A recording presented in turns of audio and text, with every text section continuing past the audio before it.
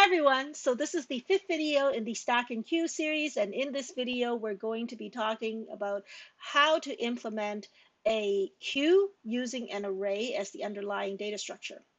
Now, this particular implementation is probably the most complicated of the four, so the example will be a little bit longer and we're going to have to sort of modify more things than in the past, okay? So this one's going to be probably the least familiar to you. It will feel the most complicated, okay?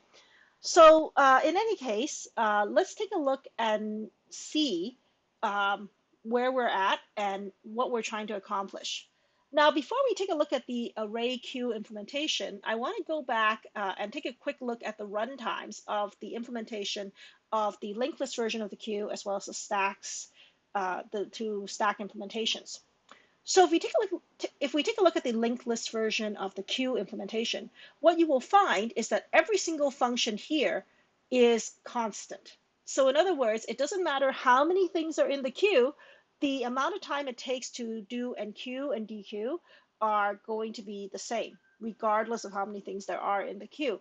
So pushback doesn't matter how long the list is, pushback takes the same amount of time. Similarly, pop front. The alternate versions are, this is also true in the alternate versions, as long as the list is doubly linked. If the list is singly linked, then the alternate versions are actually, the pop back is slow, so remember that, okay? Doubly linked lists, everything here is very fast. Singly linked list, the version that is not commented out is fast, but the version that is commented out is slow, okay? So keep that in mind when you're like looking at implementation. Now, with a linked list, the linked list version of the stack, you will see exactly the same thing. Uh, the functions are all constant. Doesn't matter which function it is, these are all constant functions. The array version of the stack, the functions are also constant. Now, some of you are going to go, hey, wait, that grow function has a for loop, and how can it possibly be constant? The one single call to grow is not constant, but the fact that grow only happens at certain points. Remember, this is that whole amortization thing. We can amortize the cost of the grow function over many, many push calls. And on average, push is still constant, despite the fact that once in a while it has to call grow. This will be true as long as we double the array size. Okay, so we looked at this idea of amortization when we started talking about lists. So if you need to, you can review those videos about lists. But effectively, the grow function, even though this is very costly, because we spread out the cost over many, many push calls, it's not it's still constant uh, with respect to how often we have to call it. That kind of idea. We spread the cost of a single call over many calls of push, effectively, is what we're trying to say. So effectively what we have is we have constant runtime. So every function here is constant. We want exactly that for a queue, because otherwise just use the linked list version, right? So if we cannot achieve constant runtime for enqueue, dequeue, front, and empty, then we might as well just use the linked list version of everything, because those ones we know we can achieve constant time, right? So let's take a look at how we can achieve constant time for a queue. Now, over here, we actually have, and I just read this. Okay, over here on the left, we have an example. And I want to sort of walk through this example using the code that we have here and seeing what the costs will be. Now, first of all, what I've done is I've added the code basically that is found in the stack for enqueue and the constructor. So the constructor and the enqueue function is basically the same code currently as what is in the stack. We'll start with that, and if we need to change it, we change it, okay? Now, we don't have dequeue written yet because we have to think about how we're going to do this. We don't have front and we don't have empty. Now, empty is basically whether or not there are things in it. We can actually write this right away as simply return used equivalent to 0. Because if used is 0, then there's nothing in it, therefore it must be empty, right? So if we simply add that little statement that's done for empty, that's fast. Now, front, where is the front of your queue? Now, this is actually a really important question to ask because where the front is tells us what we have to do when we have to write our code. So we're going to start off with a simple idea for front. So what have we always done to talk about the front of an array? Where's the front of the array, right? So usually what we say is, well, array 0, that must be front, right? So why don't we start with that and see whether or not that will work for us, okay? So for front, we'll simply return the q sub 0, and that, because that's always been where the front of our array is, right? So we'll start with that. If it doesn't work, we'll try something else. Okay, so let's walk through this code and see what happens next. Now we start by so we're going to do each of these operations in turn. We'll start with NQ5. So what NQ5 will do, of course, is it will come in and it will say, okay, I'm trying to put 5 in. Is my use equivalent to capacity? Nope, 0 is not equal to 4. So we put it where used is, which is 0. And then we increment used by 1. So this becomes 1. And that NQs 5. Okay. Looks good so far, right? And if I return front, the q sub 0, I will return 5, which is correct because that's the front of the line. That's good. Now, next up, we're going to NQ 9. So NQing 9 means we again check, is use equivalent to capacity? Nope. So we're going to just do this. The q sub used is equivalent to data. And so 5 plus, so we put the 9, sorry, we put the 9, that's the data, where used says, which is 1. So 9 goes here. Then we increment used. This becomes 2. And we're done here. And now we're going to do the next line here, which is NQ6. So we in Q6, we again go into this function, is use equivalent to cap? Nope. Put 6 where used is, which is 2, at index 2, increment used by 1. And so far, this looks great. This is fast. We know that this is the same code as stack, so that must be fast. So far, so good. Now we come to DQ. How do we DQ something?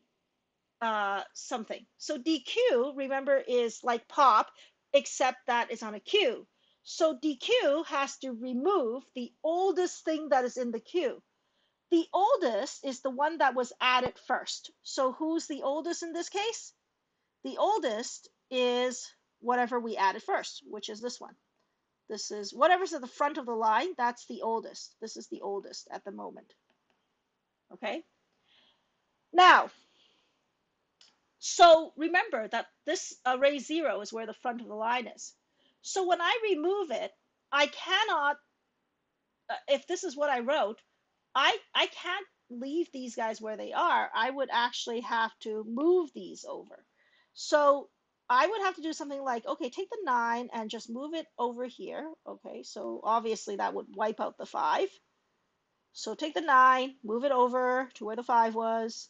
Take the 6, move it over to where the 9 was, and so on. And then we can decrement used, right? That would be how I would make this, like this function would work only if I did that moving. Now, if I do this though, this is not particularly fast because if I have 10 things in the queue, I would have to move all 10 of them. If I have 20 things in the queue, I would have to move all 20 of them. The idea of moving these over whenever I DQ would mean that DQ would cost me ON because I would have to loop this, right? Like I would have to move them one after the other. So if this is how I wrote front, I have a problem when I DQ. So that's problematic. So this is not the way to go about it. So what else can I do? Well, can I reverse it? Because I know that removing from the back was fast. But if I remove from the back, all I've done is I've reversed the problem. My NQ can no longer be put at the back of the array. I would have to put it at the front, and I would have to move these guys every time I do an NQ, right? Everything would have to hop to the right in order to make space at the front of the array for the next item. So this is problematic. No matter which way I put it in, it seems like I have one function that would cost me ON to do. Okay, so I can't do either of these. This is not neither of these are good solutions. So what do? Well, we always viewed our arrays as we have. So I'm just going back to the previous up to 3NQs. Whenever you talked about arrays, and this is true for every program you've written with an array so far, most of the time what we say is that, hey, I'm going to make an array that is way too big for what I need, and then I'll start putting data in, and I'll put it at the front, and I'm just going to fill it in like this. And effectively, as I put it in, I keep track of how many things are in it, and everything. So if used was equal to 3, for example, then over here, everything here, this is just garbage, right? Like we basically say that whatever's there, we can just ignore it. It doesn't really matter what it is. This is what allowed us to basically, when we did our pop in stack, to just say minus minus, because we basically say we don't have to get rid of it. We just say that's garbage. We can ignore it, right? So we've been saying this with our arrays for a long time. We've been saying that, okay, you have this big array. I don't use all of it. I'm going to use only the front part, and everything that I don't use is considered open space that I can use later on. Whatever's there is just garbage. I can replace whatever's there, right? Like that's what we've been saying forever. So what we're going to do, the way that we're going to solve this problem is we're simply going to say, you know what? Not only will I allow garbage to exist at the back half of the array, I will also allow garbage to exist at the front half of the array. So in other words, what I'm going to define is that there's going to be a block within the array that is considered to be used, and everything else is not used. So the way to do this is we're going to start by adding a data member called front. Now, front is the data member, is the index of the first oldest, whatever you want to think about, item in the queue. It's where in the array this oldest item is. Okay? So what we do with front is that at the very beginning, we initialize front to being equal to 0. So 0 is the index where our first item is. Now, at the beginning, this is going to be correct. Now we're going to have to make a couple of changes to our code. If this is the index of the first item, the front function will have to, instead of returning the q sub 0, we return the q sub front, because that's where the front item is. That's where the first item is. So wherever front is, that's what we return. Now, doing this, so how would this help? How would just adding this one data member help? Well, what we're adding is effectively the following. We're adding a variable called front, who's initialized to 0 at the beginning. And what you think about is that it's effectively indicating the location of the front of the queue. So initially, the front of the queue is at element 0, which is why it starts off here. Now, if we were to dequeue, we're trying to remove the number 5. What we do is we simply increment front. So in the dequeue function, what we do is we take the front and we move it over. So the dequeue function does the following. 1, it increments front. For now, it's just an increment. We will make this a little bit more sophisticated later. But for now, just start with this. And then we are dequeuing, so we have one less item in the queue. So we're also going to change used by decrementing it. So used is going to be decremented, and front is going to be incremented. So what does that mean? So if we did this, if we put this code in, what will happen is that my used will become 2. My front is going to become 1 when I call the dequeue. Okay, so when I call the dequeue function right here, it's going to, actually, let me redo that. So we start off in this state. So this is, remember, this is after I did 3 NQs. My used is 3, my front is still 0. When I do the DQ the first time, I know that my list is not empty because used is 3. So now I'm going to increment front. So I'm going to make front move over to the 9. And then I'm going to increment it. So front is now 1 instead of 0.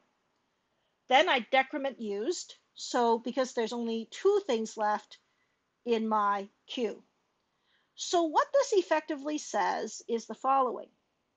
Starting at index front, starting from here, for 2 whole elements, so those are the 2, this part is the queue.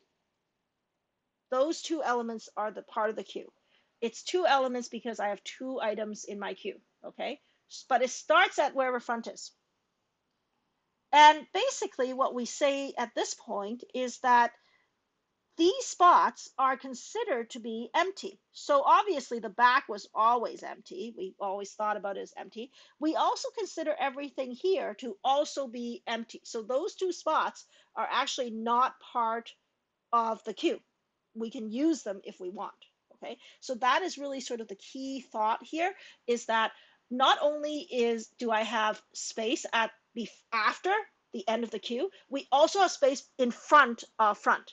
Okay, so let's start with this and see if the code still works. Do I have any bugs in here? So we're going to we're going to keep going. Okay, so far we just did this, and that seems okay. That seems pretty good. Let's try it. Let's continue. If we DQ again, what would happen?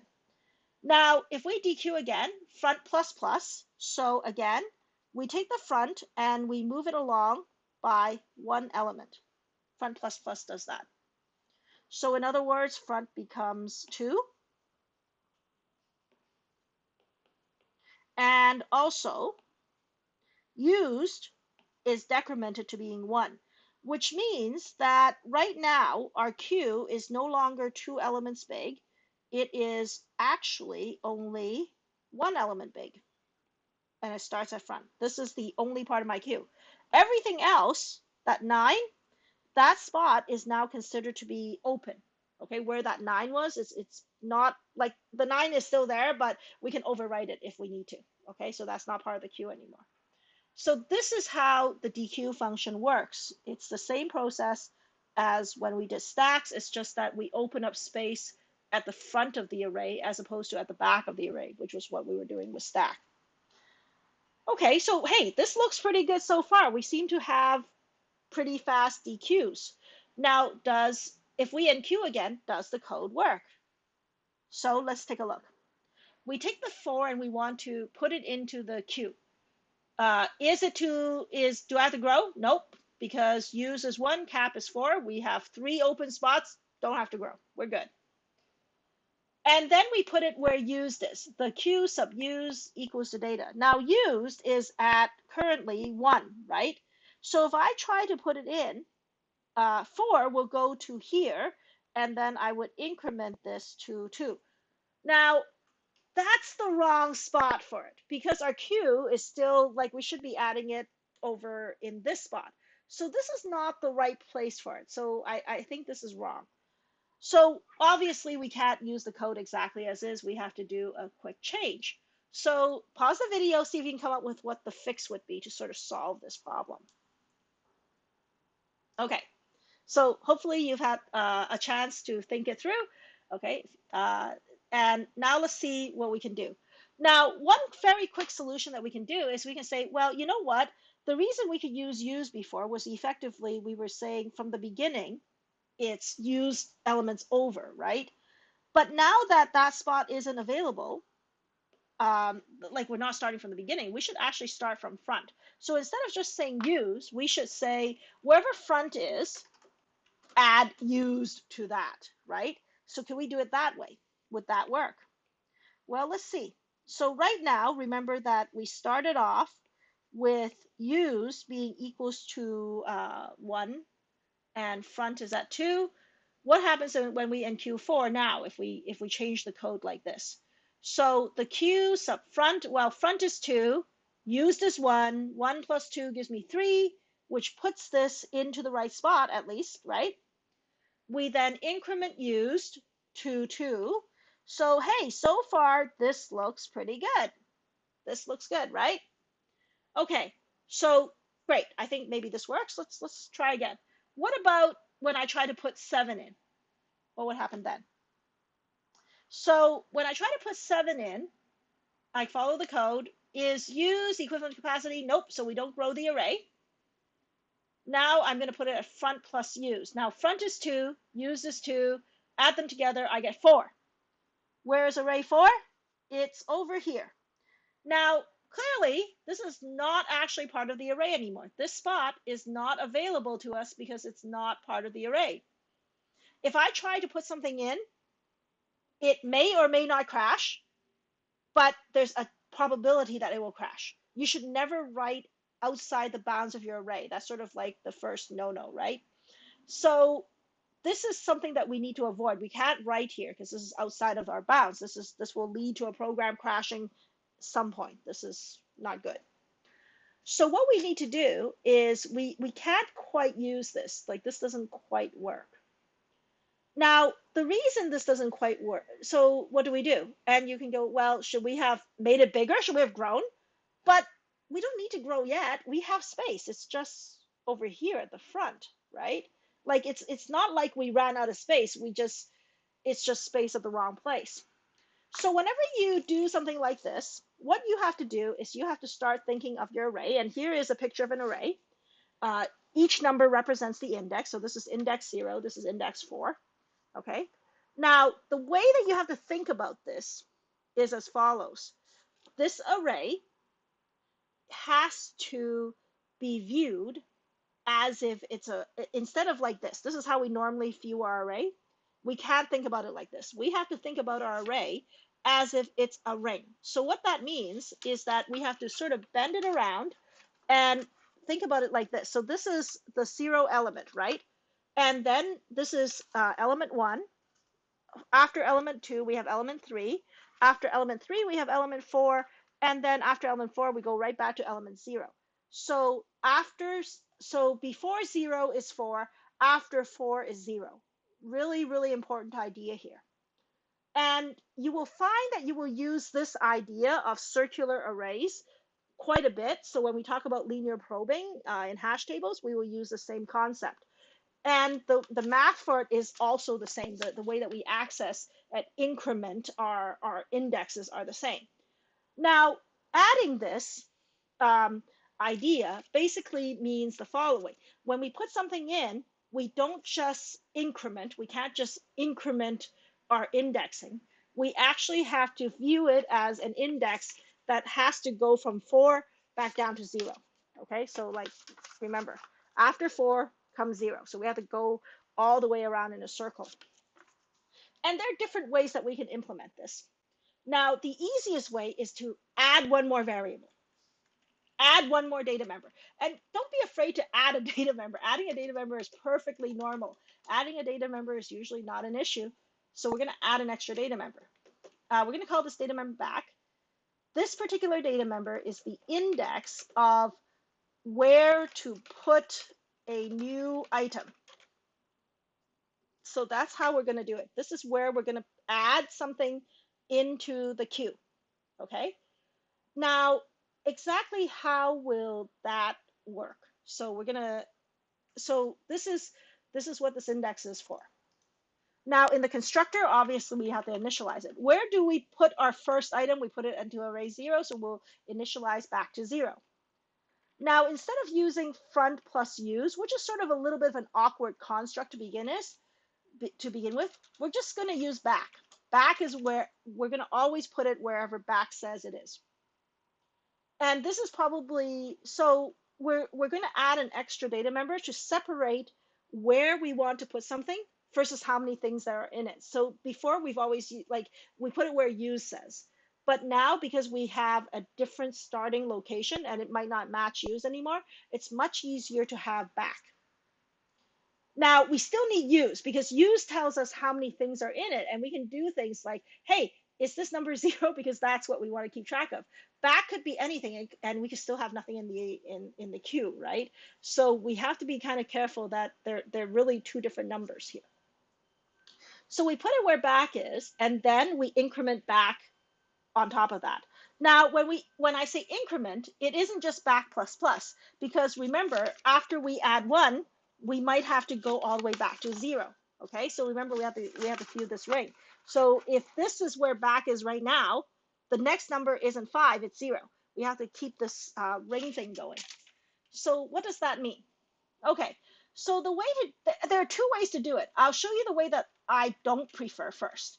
So I'll call this method 2 because because some of you might like this, and you are perfectly welcome to code it this way. There's nothing wrong with this.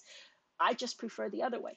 Okay, so back is going to be equal to the following. We're going to use a conditional statement. So conditional, remember, is that question mark colon operator. If I took back and I added 1 to it, and that number turns out to be capacity, okay, that means that if I increment, I'll be going past the end of my array, right? Then what I'm going to do is I'm going to say, okay, I've gone too far, so I have to go back to 0. Otherwise, it will be back plus 1. So this will do our increment. That's one way to do it, and you can write it this way. This will add 1 if it's possible, or it goes back to the beginning if it's not, okay? And it does it in one statement. That's one way. My preferred method is a little bit more mathematical, but I think it's a little bit more concise, so I kind of prefer it. Back is equal to back plus 1 mod capacity, and this will do exactly the same thing. The modulus operator is actually a really useful operator to sort of understand. And if you use it, the modulus operator has this ability to go around in a circle. Okay, so if you took any number, okay, 0 mod n is equal to 0. 1 mod n is equal to 1. 2 mod n is equal to 2. And this is basically what happens up to n minus 1. N minus mod n is equal to n minus 1.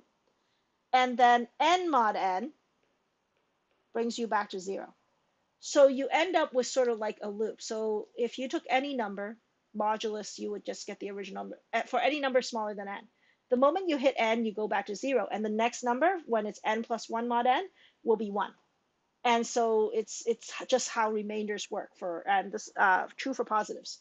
So that's what we're doing here. We're simply adding 1 and then doing a modulus, and it will give us the correct indexing. So this is how I'm going to do that.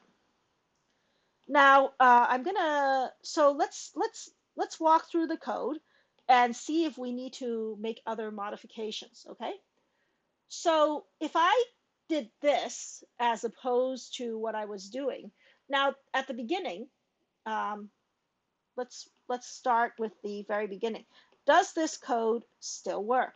Okay, so if I go right back to the very beginning, will I have the correct value? So back initially is going to be equal to 0. These are all zeros at the beginning. Okay, so now I walk through the code. I start by putting in the number 5. I put it wherever back says, and back says it's in 0, so I put the 5 here. Now I then say, okay, back is equal to back plus 1, so mod cap. So back is at 0, so 0 plus 1 modulus 4. What's that number? That will be equal to 1 mod 4, which happens to be equal to 1. Okay, so that looks like exactly what I want. Okay, now so this will make back equal to 1. My used is also going to be just plain old incremented to 1. Okay, that's just a counter. How many do I have? So I increment it to 1. Okay, next I will try to put in the number 9. Where does 9 go? 9 goes into back, which is currently at 1. So 9 will be put here. And then we make this calculation. Okay, 1 plus 1 mod 4 is equal to 2 mod 4, which is equal to 2. Okay, so this is this is the updated value for back. Okay. And then we increment used. This is the next line down here, okay, to 2. And we do it again for 6. So we take the 6, we put it wherever back says it is, okay? Then we're going to make this calculation. And again, what do we have? We start with back, which is currently 2, add 1, mod 4. This is 3 mod 4, which is equal to 3. And so we have updated, we're going to update back to the number 3. Then we do used plus plus. Used is now 3 instead of 2. And we're done here. And so we're good up to this point, okay? Now we're going to DQ. Over here, when we DQ, we say front plus plus. Now, front actually has to also follow in a circle, just like back did, because as we take things out, we are going to be going back around in a big circle, right? So our front shouldn't be front plus plus. We should change it to exactly the same as this back one, just with front instead. So I'm going to modify this particular front plus plus to also being equal to front plus 1 mod capacity. This is the same reasoning for why we have to do this, because we're doing that whole going around in a circle thing. Now, so right now, front is equal to 0. 0 plus 1 is 1. 1 mod 4 is going to be 1. So what will happen is, well, this changes to 1. Okay? So after we do our DQ right here, this is the line we're on, this DQ, what will happen is that we will have a front that basically refers to the number 9. The 5 is effectively gone, even though it's still in the array, it's basically gone. Okay? And if we DQ again, the same thing happens. We increment front, and by increment, I mean we go around in a big circle, but 1 to the right. And when we hit 3, we go back around again. And from here, this is basically like saying the 9 is gone. Our front is going to be at 1 plus 1, which is 2, mod 4, which is still 2. And our used at this point has gone down from, is actually, I forgot to do it the last time. So our used is now 1. So this part is correct at this point. So now what we want to do is we want to NQ the number 4. What does that do? Well, if we NQ 4, we follow the code here. So we're going to put it wherever back is, which is currently at the number 3. So 4 goes over here. Okay? And then we're going to make a calculation. 3 plus 1 mod 4. Okay? The current value is 3. We add 1, we mod 4. What is that? That's equal to 4 mod 4. 4 divided by 4 has a remainder of 0. And so what this will do is it will take our back and effectively go from 3 to 0. Okay? So our back is now at 0 right here for the next round. And we increment used to 2. So there are 2 things in the list. Okay? They're just at the back. Now, when we NQ7, what happens then? When we NQ7, what will happen is we will again say, hey, is the list full? Well, no, 2 is less than 4, so we're not going to grow it. We will now put it wherever back is. Back is at 0, so our 7 is going to end up at the beginning of the array. And remember, this is like a ring, right? So imagine me wrapping this into a big ring, and effectively, this is like it just goes in a big old circle. Okay? So 4 followed by 7. And then we make this calculation. Back is equal to back plus 1 mod cap. So back is equal to 0 plus 1 mod cap 1 mod 4, which is equal to 1.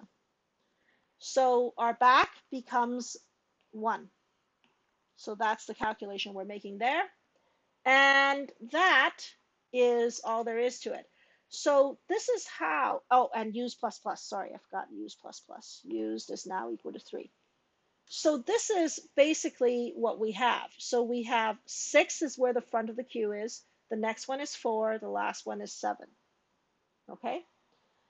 And this covers all of this. Now, the grow function is going to be more complicated to write. Okay, it's actually not as straightforward a grow function as the previous. So let's add one more item to this. So I'm going to I'm going to do one more NQ just so that we can cause a grow. Okay, so we're going to do two, actually we'll add two more things. We'll NQ 2, and then we will NQ 8 after that. So the first number will not cause a grow, the second one will. So when I try to NQ2, 2 is going to go where back is, right? So is used equal to capacity? Nope. So we don't grow. We put it where back is, and back is currently at 1. So we're going to put the 2 here. We're going to make a calculation for back. So 1 plus 1 gives you 2. 2 mod cap is 2. So our back is going to take on the value of 2.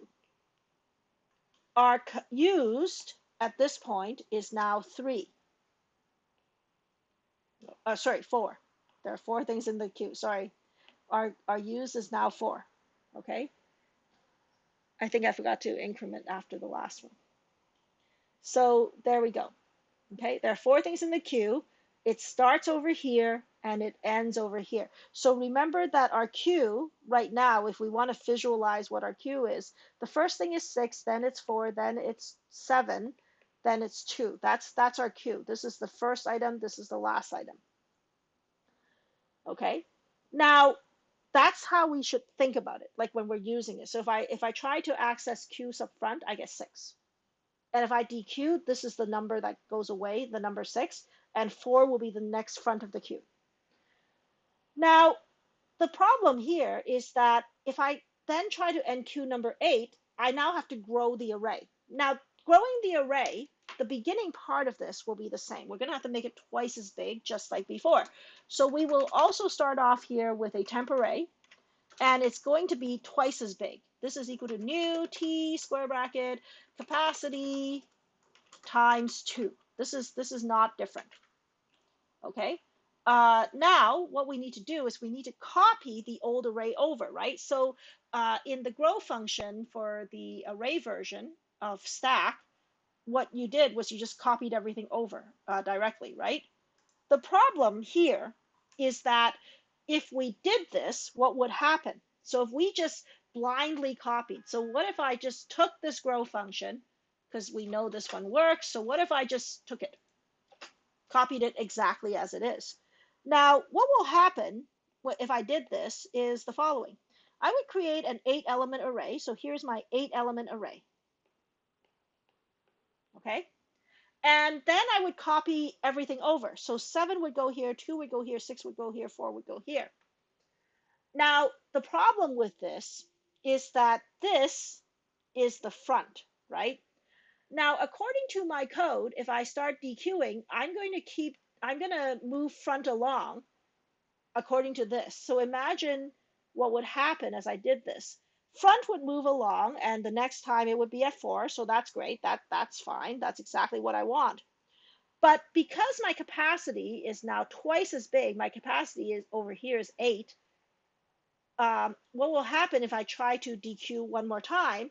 My front is going to be at 3. 3 plus 1 is 4. 4 mod cap, which is now 8, is going to be equal to 4.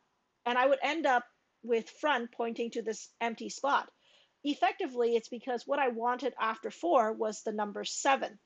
And I don't have the number 7 here. Number 7 is way over here. I have this gap instead over here, like these empty spots. So what do? Well, the answer is when we do the copy, we have to also fix our array so that it looks like this instead.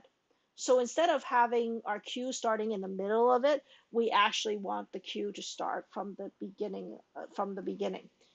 There are other ways that we could do this, but the simplest is to simply reset the array during the grow. So how we do this, and there's different ways to doing it, but what I have found is easiest is actually the following. Just use a second variable. This starts itself off as front, so we have a second variable j. J starts itself off at front. We copy to I. I is still the thing we copy to from j. And then instead of just incrementing j, we say j is equal to j plus 1 mod cap, mod capacity. We have not changed the capacity yet, remember, okay? This is just simply using double capacity here. We don't change the capacity until the very end here. So what this will do is j will basically start at the 6, and it will loop around, getting all the values from the old array out. Used is still used to count how many things I have, because that is the correct number. I'm just simply going to advance and go around when necessary. And that's pretty much all there is to it. So this will allow us to do this. Now, oh, I have to change the name. It's not called the stack, it's called the queue. So let's make sure this is the right variable name here. But otherwise, that's it. So this is effectively how you have to implement the queue. Oh, don't forget to delete square bracket the queue. This is just a destructor call. But this is effectively how you would write a queue data structure using an array so that you have constant runtime. So with all of these changes, you now have a constant array implementation of a queue. Okay, so that's it for this video. Thanks, everyone.